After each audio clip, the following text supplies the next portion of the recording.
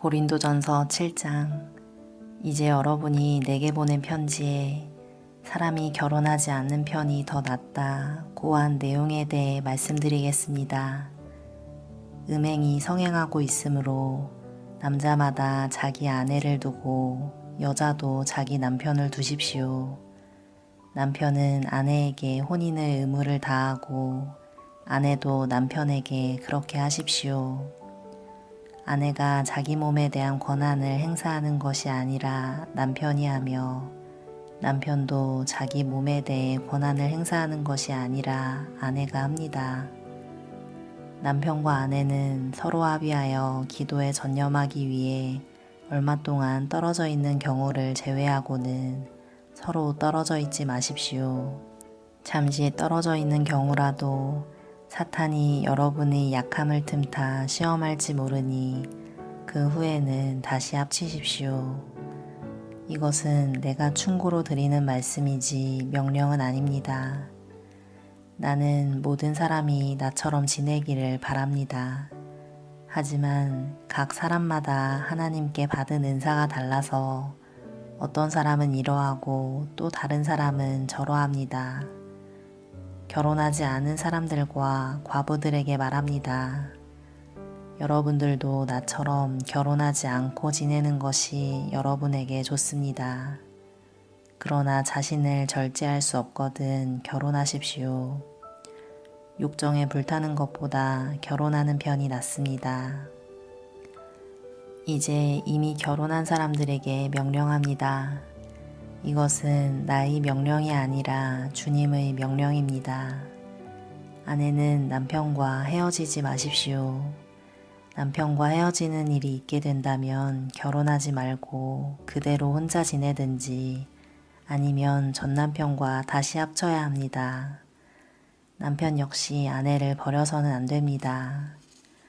그 외의 사람들에게 말합니다. 이것은 주님의 말씀이 아니라 내 생각입니다. 어떤 남자 신자에게 믿지 않는 아내가 있는데 그 아내가 남편과 함께 살고 싶어 하면 그 아내를 버려서는 안 됩니다. 어떤 여자 신자에게 믿지 않는 남편이 있는데 그 남편이 아내와 함께 살고 싶어 하면 그 남편을 버려서는 안 됩니다. 그것은 믿지 않는 남편이 아내를 통해 거룩해지고 믿지 않는 아내가 남편을 통해 거룩해지기 때문입니다. 그렇지 못하다면 여러분의 자녀도 깨끗하지 못할 것입니다. 하지만 여러분이 보시다시피 여러분의 자녀는 거룩합니다. 그렇지만 만일 믿지 않는 남편이 헤어지려 하면 그렇게 하도록 하십시오. 믿는 남자나 여자나 그런 상황에서는 상대방에게 얽매일 필요가 없습니다.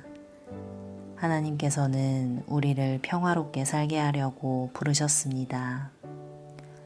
아내 된 사람이여, 그대가 남편을 구원할지 어떻게 알겠습니까? 남편 된 사람이여, 그대가 아내를 구원할지 어떻게 알겠습니까? 각 사람은 주님께서 각 사람에게 나눠주신 대로 그리고 하나님께서 부르신 위치를 그대로 유지하며 살아가십시오. 이것은 내가 모든 교회에 세워준 원칙입니다. 부르심을 받았을 때 이미 할례를 받은 사람이 있다면 할례 받은 표시를 없애려 하지 마십시오. 그러나 부르심을 받았을 때 할례를 받지 않은 사람이 있다면 할례를 받으려 하지 마십시오. 할례를 받았느냐 받지 않았느냐 하는 것은 아무것도 아닙니다. 하나님의 계명들을 지키는 것이 중요합니다. 각 사람은 하나님께서 그를 부르셨을 때의 상태 그대로 살아가십시오. 노예였을 때 부름을 받았으니까 그것 때문에 마음 상해하지 마십시오. 그러나 혹시 자유를 얻을 기회가 생기면 그 기회를 활용하십시오. 주님 안에서 부르심을 받았을 때 노예인 사람은 주님께 속한 자유인입니다. 이와 마찬가지로 부르심을 받았을 때 자유인인 사람은 그리스도의 노예입니다. 여러분은 값을 치르고 산 사람들입니다. 더 이상 사람들의 노예가 되지 마십시오.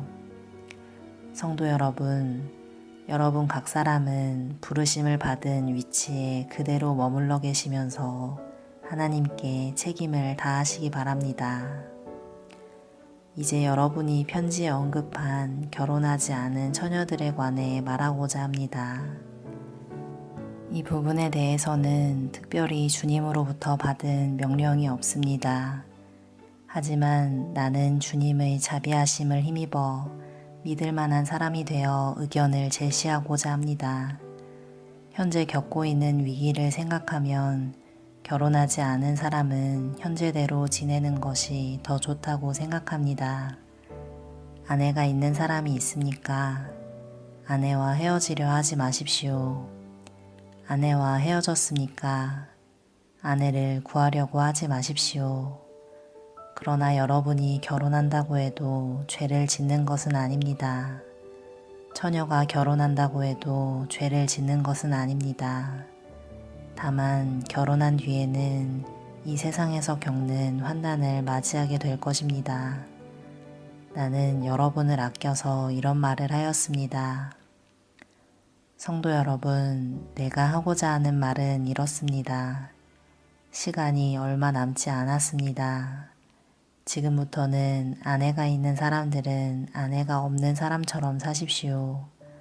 우는 사람은 울지 않는 사람처럼, 기쁨에 넘친 사람은 기쁘지 않은 사람처럼, 물건을 사는 사람은 자기가 산 것을 가지고 있지 않은 사람처럼 사십시오. 세상 물건을 쓰는 사람들은 그것들의 마음이 빼앗기지 않은 사람처럼 사십시오.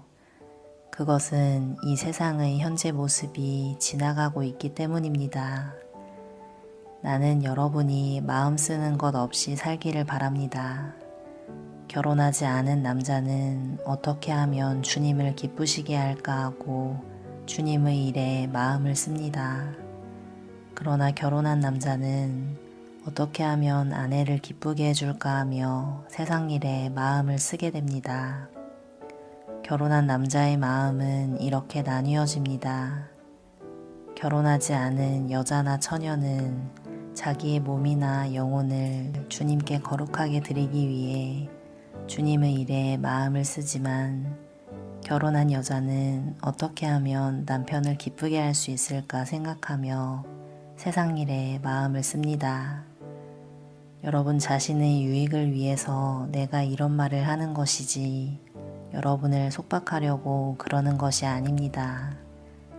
나는 여러분이 나뉘지 않은 마음으로 자신을 주님께 드려 바르게 생활하기를 바랄 뿐입니다.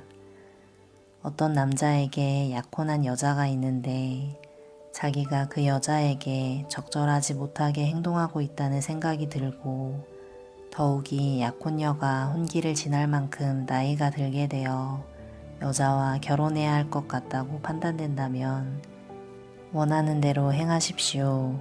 죄 짓는 것이 아닙니다. 두 사람은 결혼하는 것이 좋습니다. 그러나 자기 마음에 결혼하지 않기로 굳게 결심을 하고 또 반드시 결혼을 해야 되는 것도 아니고 자신이 욕정을 억제할 능력이 있어서 약혼한 처녀와 결혼하지 않기로 결심을 했다면 그것도 잘하는 것입니다. 그러므로 자기가 약혼한 처녀와 결혼을 하는 것도 잘하는 것이지만 결혼하지 않은 것은 더 잘하는 것입니다. 여자는 남편이 살아있는 동안에는 남편에게 메인 몸입니다. 그러나 남편이 죽으면 자기가 원하는 사람과 자유롭게 결혼할 수 있습니다. 단 남편 될 사람은 반드시 주님을 믿는 사람이어야 합니다.